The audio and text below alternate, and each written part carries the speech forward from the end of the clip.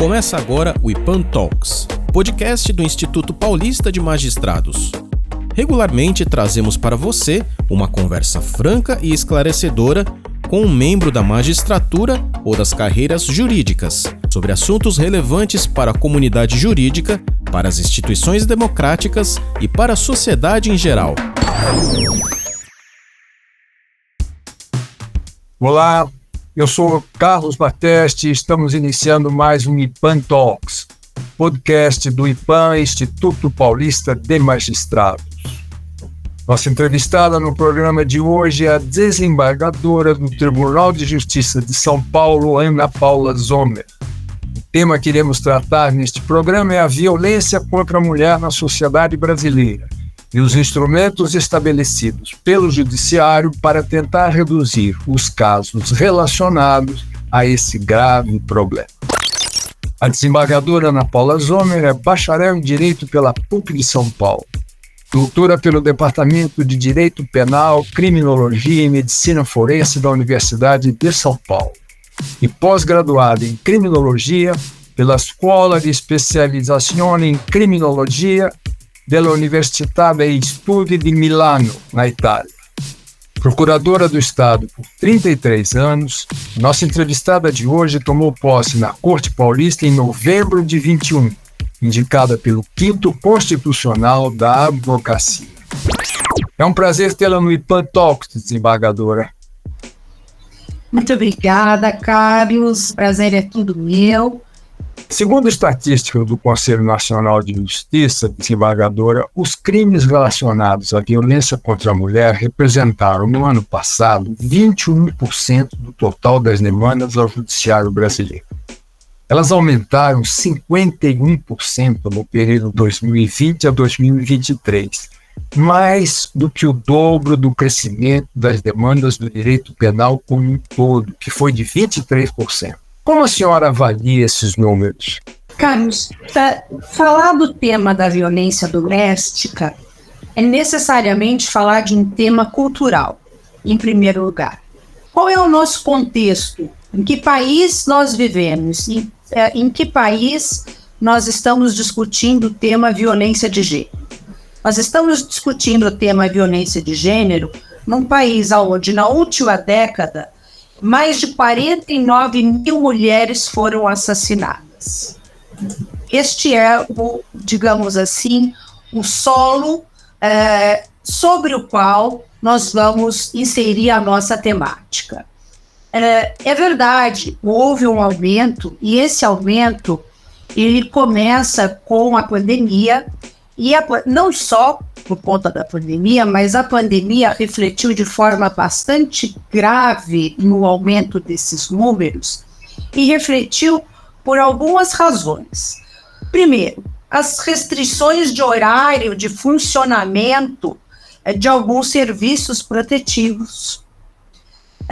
O isolamento social que acaba, de alguma maneira, impedindo o controle social da violência.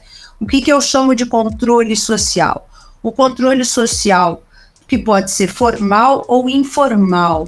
No caso, eu me refiro ao controle informal, aquele que é exercido pelo vizinho, pela agência que você está acostumado a utilizar para um determinado serviço e que normalmente conseguem identificar se você, por exemplo, foi vítima de uma agressão, tem um olho roxo, um braço quebrado, enfim, alguma coisa que possa suscitar uma indagação. A perda econômica das mulheres, que foi bastante vertiginosa nesse período da pandemia, por exemplo, a maior parte dos empregos, na casa de mais de 70% dos empregos perdidos, foram de mulheres, e nós vivemos numa sociedade onde mais da metade das famílias são de mães solo, portanto, imagine o impacto disso numa pandemia. Mãe solo no sentido de que elas sustentam as suas próprias proles, não é? Outro fator muito importante, no isolamento, os casais que já tinham litígios mais ou menos mascarados pelo dia a dia, acabaram fazendo com que esses litígios se tornassem inescondíveis, ou seja, a convivência cotidiana, diária e a miúde fez com que estes litígios que de alguma maneira se arrefeciam quando um ia trabalhar, o outro saía, fazia uma viagem, etc., eles foram potencializados. Então, todos esses fatores contribuíram muito. Não só isso, nós estamos vindo de um período em que os discursos de ódio foram bastante acirrados. Então, quando nós começamos a ver discursos armamentistas ou discursos de ódio, o que acaba acontecendo numa sociedade como a nossa, e como quase todas são eminentemente patriarcais e têm esse legado. Obviamente, a questão da violência e a questão do empoderamento do discurso patriarcal, no sentido ruim da palavra, acaba acontecendo. Isto gera violência necessariamente, Carlos. Então, eu colocaria estas como principais causas do aumento da violência nesse período que, obviamente, reflete nos números do judiciário na atualidade, num primeiro momento, digamos assim. Há outras causas, mas eu tenderia a dizer que estas são as causas mais importantes sob esse aspecto. Perfeito, perfeito. Há um registro também de que em 2022, entre as vítimas de feminicídio, apenas 11% tinham medidas protetivas deferidas. Na sua visão, por que essa política pública judiciária não chega de maneira mais efetiva para essas mulheres? Pois é, Carlos, essa é a grande política pública em termos de poder judiciário, é a medida protetiva, Carlos. E aí nós teríamos um sem número de coisas a dizer, não é? O que nós temos hoje? Nós temos hoje, vou passar para você um dado que, no meu sentido, está na base desse problema, mas não só ele. Há outros na base desse problema. O primeiro deles é um desconhecimento acerca da medida protetiva em si, da possibilidade de se pedir uma medida protetiva. Nós temos uma pesquisa do Data Senado, agora de setembro de 2023, dizendo que na população feminina de São Paulo, 67% conhecia pouco sobre a Lei Maria da Penha. Quando você soma esse dado com um outro dado, que é o de uma construção histórica de contexto de patriarcado, que é onde as leis são criadas e de onde as leis emanam, não é difícil você concluir que esta proteção ainda é muito menor do que ela deveria ser. Então, o que nós precisamos? A medida protetiva, ela é exatamente aquilo que faz com que você evite o feminicídio. Quando você tem a medida protetiva, voltando só um pouco, quando você tem a medida protetiva, nós temos dados muito, muito importantes sobre isso. Veja, das vítimas de feminicídio em 2022, apenas 11 tinham medidas protetivas deferidas. Isso é um dado relevantíssimo. Ou seja, tivesse tido ela medida protetiva deferida, não é? A chance de sobrevivência aumenta sensivelmente. Por quê?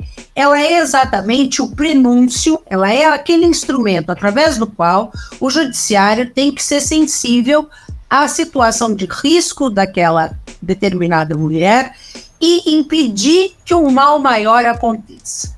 Por que é que muitas vezes isso não acontece?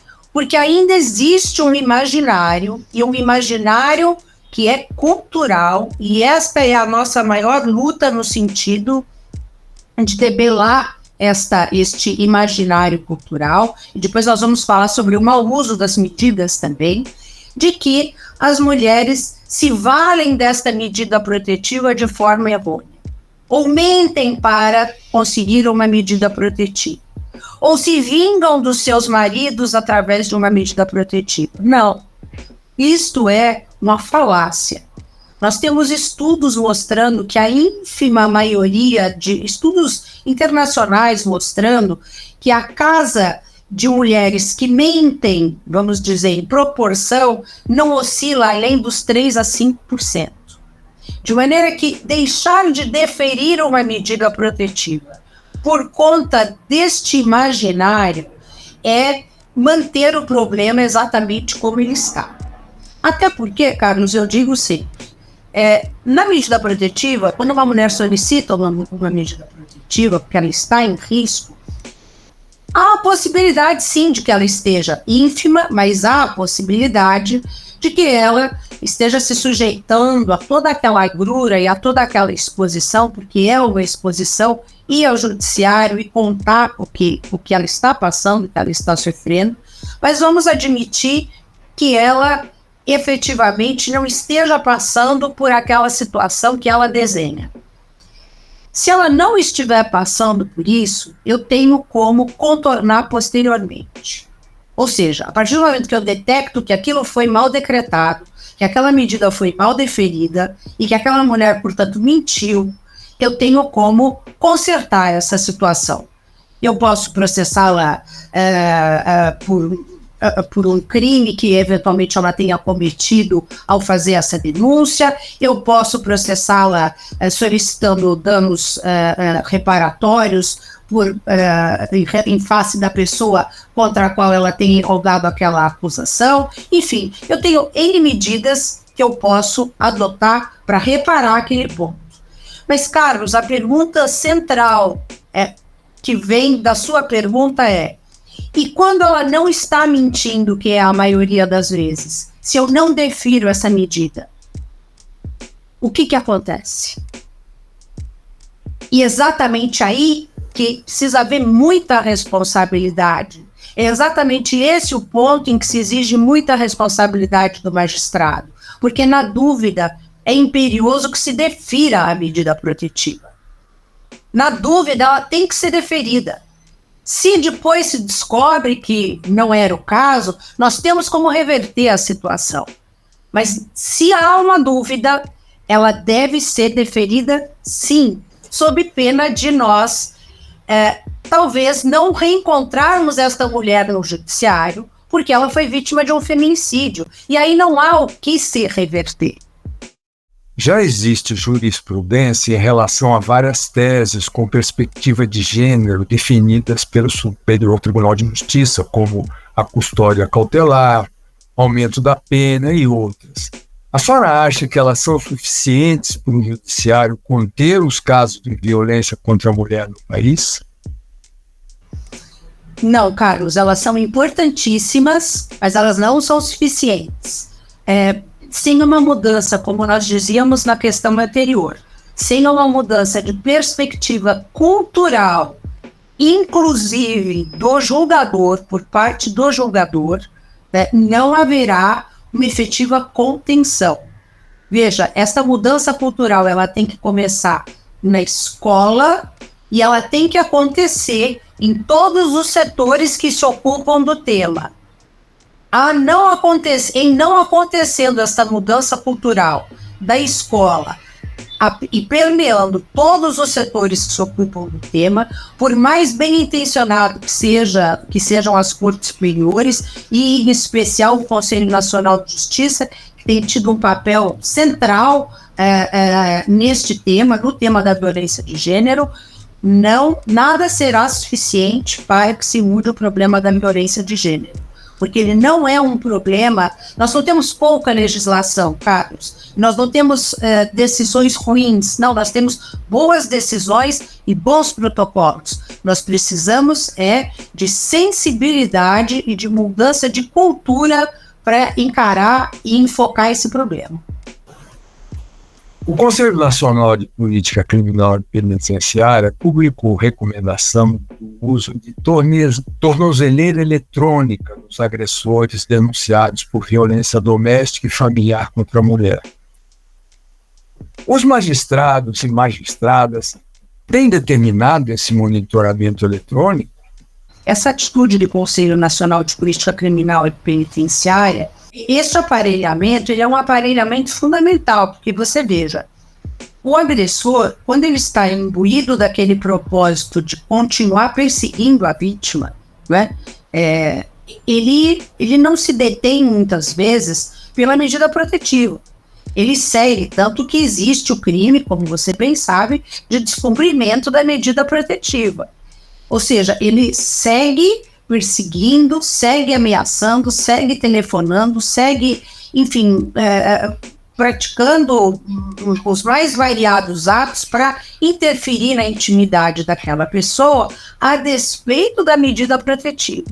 Agora, enquanto isto está no celular, e é um descumprimento, mas está no celular, não é? Tem uma gravidade, mas uma gravidade que está, de alguma maneira, circunscrita naquele momento. Só que essa gravidade, ela vai subindo de degrau. E ela, então, chega ao momento em que ele resolve ir até a residência ou ao local de trabalho, que normalmente são perímetros nos quais ele não poderia entrar por força do que ficou disposto quando da concessão da medida protetiva. Nesse momento, a tornozeleira eletrônica vai soar, vai apitar. E o que acontece? Uma viatura da polícia militar, a mais próxima, é imediatamente acionada para capturá-lo e detê-lo. Então, esse mecanismo é um mecanismo fundamental, e agora, em boa hora, o Estado, me parece, agora, no final do mês, vai lançar um edital para que mais 1.000 tornozeleiras sejam compradas exatamente para serem utilizadas com fim, dando foco e dando ênfase de que a finalidade seja exatamente os agressores de violência doméstica. Então, é muito importante que os magistrados e as magistradas se vairam disso. Isto salva vidas, sim, não tenho a menor dúvida disso. Perfeito. Importante instrumento estabelecido recentemente pelo Judiciário foi o protocolo de julgamento com perspectiva de gênero, que foi instituído pelo CNJ em 2023. Como a senhora avalia essa medida? Carlos, o protocolo com perspectiva de gênero, do qual eu me vario cotidianamente nas minhas decisões, é um dos instrumentos mais importantes que nós tivemos recentemente na luta contra a violência de gênero. E eu vou explicar a você por que eu digo isso. Porque ele exatamente procura conferir ou fazer com que os operadores do direito tenham um olhar diferenciado para as causas que envolvem violência doméstica, desmistificando exatamente algumas questões como aquela que eu lhe coloquei quando falei da medida protetiva. Ah, não, a mulher está dizendo isso, ela está mentindo. Por que se parte sempre desse pressuposto? Se parte desse pressuposto, muitas vezes, e se abranda uma pena ou deixa-se de aplicar, exatamente porque a estrutura cultural é uma estrutura que não foi criada tendo como figura central o respeito pela figura feminina. O respeito pela figura feminina não fez parte deste pacto, desta celebração de interesses que convergiram para determinados postulados legislativos. Ou seja, o protocolo de gênero faz com que, ao se analisar uma causa que envolve violência doméstica, se tenha um olhar diferenciado e atento para aquela causa, buscando reequilibrar este desequilíbrio de forças que vem culturalmente na origem exatamente do problema. Não é? O problema, estruturalmente, assim concebido, ele tenta ser debelado ou busca ser debelado com este olhar diferenciado. Daí porque é importante que se entenda que não se vai fazer um julgamento desigual em relação à mulher e ao homem. O que se busca fazer através do protocolo de gênero, por exemplo, é não perguntar a uma mulher se ela estava de minissaia num crime de estupro. Assim, qual é a relevância dela estar usando ou não uma minissaia quando ela foi vítima de uma barbárie? A relevância é zero. E estas indagações não eram indagações incomuns ou infrequentes. Então, assim, é muito importante. Isto faz parte do quê? De uma cultura que imagina que, pelo fato dela estar usando uma minissaia, ela de alguma forma está assentindo ou provocando ou aquecendo com uma violência. Não.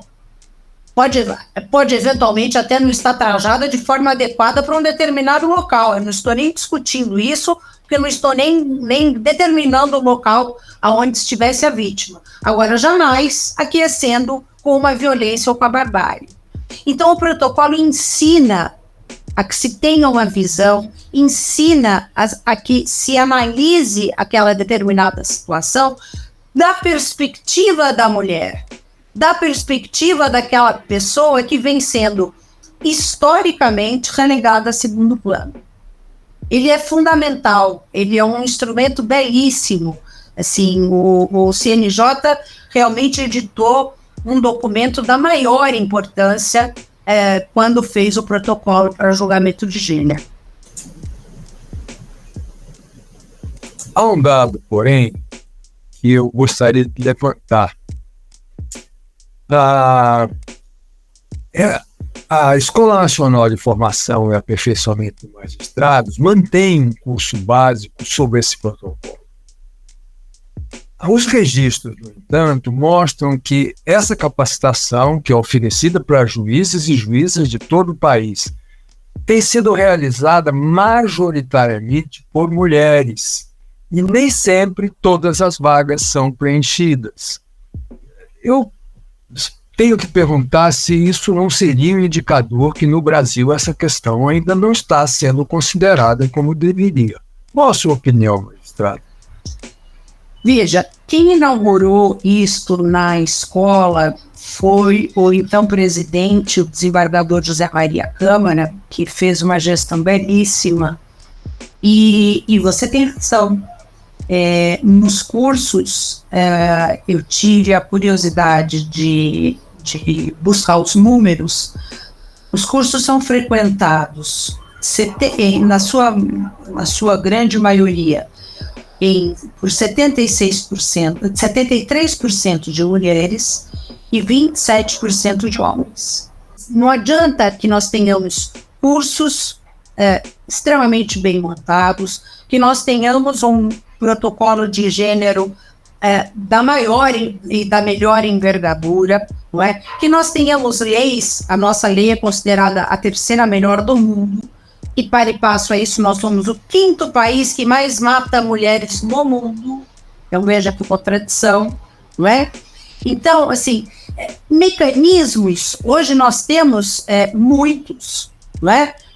Não temos todos que deveríamos, não, porque ainda não temos, e perdemos muito ao longo desses anos,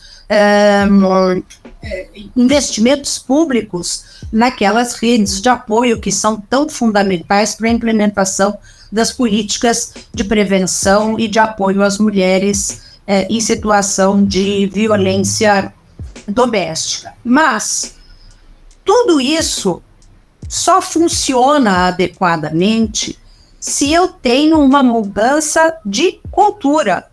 Se eu passo a enxergar esse problema como um problema que não é da mulher, é um problema social. esse problema não é só da minha mulher ou da minha filha, este problema é do marido, é do pai, é de todos. E enquanto, é por isso que é muito importante também que não haja uma hostilidade por parte das mulheres em relação aos homens que aderem à causa, e muito importante também que as mulheres não se vaiam mal dos institutos que têm à sua disposição para que eles, duramente conquistados, não percam a sua credibilidade. Então isso é fundamental também que se diga. Agora, se eu não tenho numa escola de base, se eu não tenho dentro da família, se eu não tenho um olhar que efetivamente chame o operador de direito para a importância do problema, não há lei, não há protocolo, não há curso que resolva a questão por si só. Tenho para mim que, por mais que se tente, os dois problemas têm que ser equacionados para e passo. Claro que não se muda uma cultura de um dia para a noite. Estamos evoluindo. Hoje há mecanismos diferentes, há pessoas que pensam de forma diferente, mas ainda não atingimos um patamar civilizatório que nos permita dizer que o problema da violência de gênero, que nós esperamos um dia deixe de existir, está devidamente enfrentado e equacionado em nível cultural. A senhora foi procuradora do Estado por 33 anos. Na sua visão, qual tem sido a contribuição dos procuradores do Estado ao judiciário, de um modo geral, e também em relação à violência contra a mulher? Carlos, eu fui com muita honra procuradora do Estado por 33 anos e de lá tive a imensa honra de ser galgada ao cargo de desembargadora, do que eu muito me orgulho e sou apaixonada pelo que faço. Os procuradores do Estado, no meu sentir, desenvolvem uma relevante função porque atuam de forma muito séria, muito correta e bastante intransigente, no bom sentido da palavra, na defesa dos interesses do Estado. Isso é em conhecimento de todos. No que diz respeito ao tema da violência doméstica especificamente, os procuradores do Estado, capitaneados pela... não só os procuradores do Estado, melhor dizendo, mas juntamente com o Hospital Pérola Baiton, juntamente com a Defensoria Pública do Estado, fazem um serviço com a Secretaria de Segurança Pública, prestam um serviço maravilhoso, que é o projeto Bem Me Quer. Este projeto, ele se ocupa de vítimas de violência doméstica, e é um projeto cujo acesso pode ser melhor revisitado, ou melhor visitado, melhor conhecido no programa Bem Me Quer, no Hospital Pérola Baiton. Ele é um marco significativo de abordagem conjunta do governo do Estado, de maneira que ele atende mulheres em situação de violência sexual, que é uma das vertentes, não é, da violência de gênero, uma das mais graves delas, se é que assim pode se falar, e é capitaneado, como eu disse, também pela Procuradoria-Geral do Estado. Então, me parece que esta contribuição, não fosse qualquer outra, já seria bastante no tema de auxílio à violência de gênero por parte da Procuradoria-Geral do Estado. Muito obrigado pela sua entrevista nesta edição do IPAN Talks, magistrada. Estamos encerrando o IPAN Talks de hoje, mas antes trazemos algumas notícias sobre a agenda do IPAN, o Instituto Paulista de Magistrados. A presidente do Instituto Paulista de Magistrados, juíza Ana Maria Brugim, participou do 9º encontro de Direitos Reais, Direito Registral Imobiliário, Direito Notarial, organizado pelo CENOR, Centro de Estudos Notariais e Registrais, entidade conveniada ao IPAM.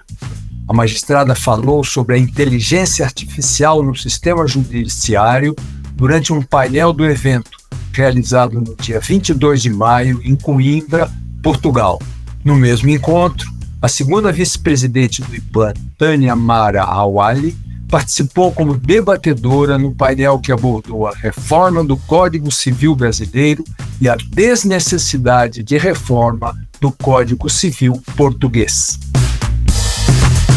Também em maio, a peça teatral Marcas da Infância, que mostra às crianças e adolescentes como se defender contra o abuso sexual e a violência física e psicológica, foi apresentada para as famílias dos alunos da Escola Municipal Luzia Francisca de Souza Martins, de Jundiaí, em São Paulo.